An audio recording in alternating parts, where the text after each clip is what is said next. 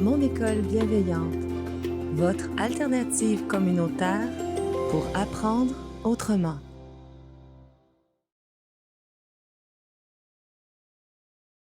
Bonjour, bienvenue à cette nouvelle capsule de l'ABC de l'école à la maison avec Madame Carole. Ça me fait vraiment plaisir de vous féliciter parce que si vous êtes rendu à cette capsule numéro 3 du projet d'apprentissage, c'est que vous avez vraiment bel et bien travaillé. Vous vous êtes assuré d'avoir inscrit votre enfant sur la plateforme sécurisée de façon légale pour obtenir ainsi votre accusé de réception. Cet accusé de réception, comme nous l'avons vu, vous donne un beau 30 jours de plus pour pouvoir produire ce fameux projet d'apprentissage. Alors, nous avons vu dans la précédente capsule les détails importants concernant votre inscription. Vous avez vu aussi dans la précédente capsule le guide d'accompagnement. Donc, c'est tous ces outils que je vous demande de récupérer, d'aller chercher, de bien trouver où sont vos outils pour pouvoir, avec moi, entamer ce projet d'apprentissage. Aujourd'hui, nous allons en faire un tour d'horizon pour que vous puissiez, à votre façon, le comprendre, pour y être à l'aise et le rédiger au besoin avec moi. Alors, si vous le voulez bien, commençons donc le tour d'horizon du projet d'apprentissage. Toujours sur votre site du ministère de l'Éducation, dans votre onglet que vous connaissez si bien, le réseau scolaire, je fais le parcours avec vous. Je vous emmène dans votre gouvernance scolaire, toujours comme à l'habitude, dans vos outils d'enseignement à la maison. On se rend en bas pour que vous puissiez trouver vos liens, vos formulaires. Votre espace sécurisé, ça, nous l'avons réglé. Le guide d'accompagnement, la précédente capsule. Donc, si vous ne l'avez pas vue, prenez le temps d'aller la visionner avant de revenir à celle-ci. Le canevas pour l'état de situation de la mise en œuvre du projet d'apprentissage. C'est lui qui nous intéresse aujourd'hui. Je continue quand même pour faire le tour parce que vous avez aussi le bilan de progression des apprentissages. Dans cette petite outil, dans les documents qui sont à votre disposition, je continue sur cette même page. Vous avez le combo entre le projet d'apprentissage et le bilan. On peut le faire ensemble, hein? Ça se ressemble beaucoup les deux finalement. Et vous avez dans les liens utiles, votre programme de formation de l'École québécoise. Et ça, pour rédiger votre projet d'apprentissage, vous en aurez besoin. Donc, nous irons faire un petit tour ensemble pour le découvrir parce que ce projet de formation de l'École québécoise, c'est en fait le programme que vous allez avoir à y mettre dans le projet d'apprentissage. Voici le topo de vos outils. Allons récupérer le projet d'apprentissage.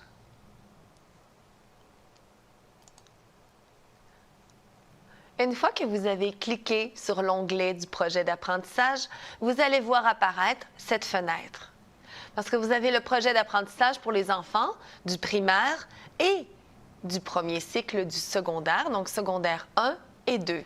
Si c'est le cas pour votre enfant, cliquez sur le canevas des apprentissages du haut. Si votre enfant est au deuxième cycle du secondaire, c'est-à-dire le secondaire 3, 4 et 5, vous prenez, vous l'avez compris bien sûr, celui du bas. Moi, je vous amène dans celui du haut, celui du primaire et du début du secondaire, puisqu'il s'adresse à un plus grand nombre de parents. Donc, si vous êtes un parent du secondaire, faites simplement ne pas vous cliquer d'onglet. Ne pas vous tromper de clic d'onglet plutôt. On y va ensemble? Allons à la découverte du projet d'apprentissage. Voici le canevas du projet d'apprentissage et je vous demande en premier lieu, vous allez vous apercevoir que ce document, vous allez pouvoir le remettre directement dans votre plateforme sécurisée, dans le document de votre enfant. Dans son dossier, vous avez onglet « Ajouter », modifier, et c'est là que vous allez pouvoir ajouter votre projet d'apprentissage. Mais pour y arriver, petite suggestion, on va se rendre ici directement à la page pour télécharger. Première étape, pour télécharger votre document dans votre ordinateur. C'est à partir de la copie de l'ordinateur que vous devez travailler, parce que si vous travaillez directement sur le Canva du ministère, quand c'est le temps de le faire parvenir au ministère, tout ce que vous avez écrit risque de disparaître. Donc, comme ce n'est pas ce que vous voulez qu'il nous arrive, allons tout de suite télécharger. Vous pourrez le mettre dans vos documents. Je vous suggère aussi de vous faire un beau document dans l'ordinateur que vous intitulerez « École à la maison », dans lequel vous y laissez vos démarches, les processus et chaque échange courriel que vous aurez avec vos directions d'école, le ministère. Vous gardez tout ça en note. Vous en faites des photos, vous en prenez des copies, mais vous gardez ça dans votre dossier « École à la maison ». Et c'est là qu'on va y glisser le projet d'apprentissage. On en fait un petit survol rapide ensemble avant d'aller attaquer morceau par morceau. Alors, le renseignement sur l'enfant, sur votre enfant, sont les premières choses qui vous sont à remplir. Vous avez ici, dans chaque icône, je porte à votre attention cette petite maison. C'est simplement pour vous dire qu'est-ce qu'on s'attend, quelle est la question, comme c'est quoi un centre de service. Si vous n'êtes pas sûr, vous n'avez qu'à cliquer sur la maison numéro 2 et vous obtenez la réponse. C'est comme ça tout au long du document. Donc, certificat d'admissibilité de l'enseignement de l'anglais. Ça, c'est pour les familles qui sont déjà anglophones, donc ils ont déjà obtenu ce certificat d'admissibilité, donc vous y répondez non. Je fais le tour rapidement, donc vous y mettez la degré de votre enfant, quelles étaient ses matières l'année dernière, et nous arrivons au profil d'apprenant de votre enfant. Cette section est très importante. Cette section, dans le fond, c'est celle qui vous permet de démontrer que vous connaissez bien votre enfant. Donc, c'est une section où vous pouvez y mettre ses forces, ses intérêts, ses défis personnels. Donc, le profil d'apprenant, je vous en ferai des suggestions, on y reviendra, parce que c'est beaucoup plus facile d'apprendre lorsqu'on a du plaisir à le faire. Donc, émerveillez votre enfant tout au long de vos projets. Allez puiser dans ses forces. Faites-lui connaître des réussites et surtout le plaisir d'apprendre pour que ça se passe dans votre projet, au quotidien, dans le plaisir à deux. Le plaisir du parent, éducateur, de donner cet enseignement et le plaisir de l'enfant de recevoir. C'est un beau jeu qui se joue à deux. Si on continue, tout de suite après, très important, la description de l'approche éducative que vous allez choisir. Il n'y a pas 32 000 solutions qui s'offrent à vous. Et c'est là que le programme d'études de formation de l'École québécoise vient vous sauver la mise.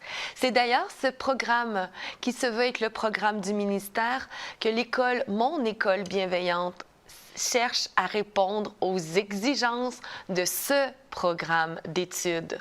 Donc, dans l'onglet numéro 4, description du projet, allez pas chercher de midi à 14 heures. C'est pas nécessaire de l'inventer. C'est simplement d'aller dire que vous allez choisir le programme de l'étude de formation québécoise. Et vous l'avez aussi. Juste ici, je vous fais descendre pour vos matières scolaires. Et qu'est-ce que vous retrouvez dans le haut, à la section matières scolaires, la petite maison 9? Vous retrouvez le lien pour ce programme de formation. Lorsqu'on fera ensemble les matières, bien sûr que je les ferai étape par étape avec vous, je prendrai le temps Mais vous allez pouvoir y aller d'ici notre prochaine capsule, aller faire un tour de ce fameux programme. Vous allez voir, tout y est par matière et chacune de nos capsules vont répondre à chacune des matières que le ministère vous demande d'enseigner à votre enfant. Donc, vous allez faire le lien facile entre l'éducation qui vous sera transmise par capsule d'accompagnement et le fameux programme et vos fameuses matières. Les matières, on va en faire un petit topo tout de suite puisque j'en suis déjà rendue là. Vous avez à y enseigner pour le primaire, bien sûr, le français. On vous demandera de décrire de façon sommaire des activités. Je vous laisserai de l'aide. Je vous donnerai des exemples pour remplir la section 11 et la section 12 dans notre prochaine capsule. Ne sautons pas les étapes. Donc, je vous disais que dans vos matières, vous aurez le français, langue maternelle, l'anglais, langue seconde, les mathématiques, les sciences et la technologie et l'univers social. Tout le reste facultatif. Selon vos compétences, selon le potentiel que vous avez autour de vous. Si vous avez une grand-maman qui est une musicienne hors pair puis qui offre un programme de musique à son petit, ben, on y fait de la musique. Bien sûr que vous allez être un parent actif pour ce qui est de sa santé et de son développement global. Donc, vous allez évidemment donner des périodes d'éducation physique. Parce que pour faire un développement global de l'enfant, ça ne prend pas que les matières principales, ça prend de tout pour construire son univers, lui permettre d'être ce qu'il a envie d'être, selon ses couleurs à lui, ses compétences, ses champs et ses intérêts. Donc, c'est vraiment une structure que nous allons vous apprendre à faire tout autour de son développement global, de développement de ses compétences, de son plein potentiel. Donc, je reviens un petit peu. On a fait le tour des matières. Pour ce qui est du projet d'apprentissage, je vous demande d'aller faire le tour, d'aller utiliser votre guide d'accompagnement, de faire le lien entre le projet d'apprentissage et les premières lignes et ce que je vous donnerai à aller faire. Ensuite, là, ça va être beaucoup plus facile pour vous d'avoir une bonne tête.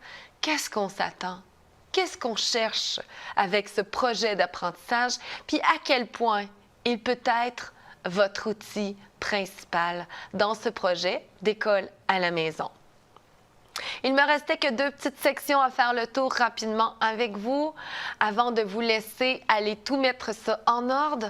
Donc, on avait vu la section 4, le programme. La section 5, c'est le temps.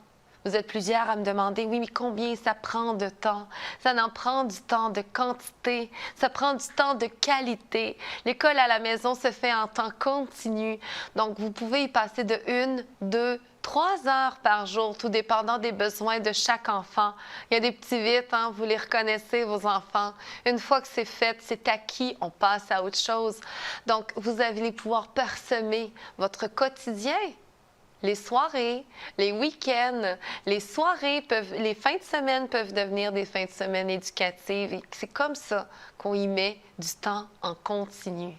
Et c'est comme ça qu'on y arrive à faire énormément plus que qu'est-ce que le ministère peut nous demander de faire. Je poursuis avec la section 6, c'est les évaluations. On y reviendra pour que vous soyez avertis. Ensuite, vous avez aussi les organismes qui vont pouvoir vous aider. Vous avez le droit d'avoir de l'aide à